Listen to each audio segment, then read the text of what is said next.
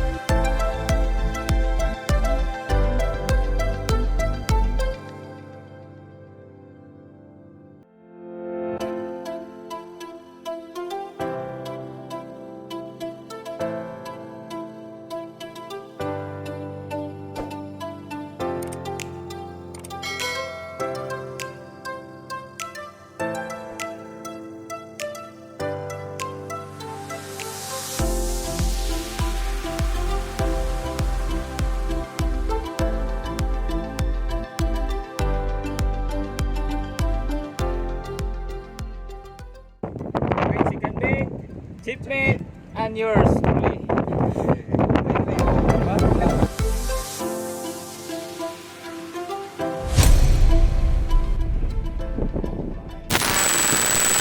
Asa man ka po? Na. Yung mga taga Eastern Star ni.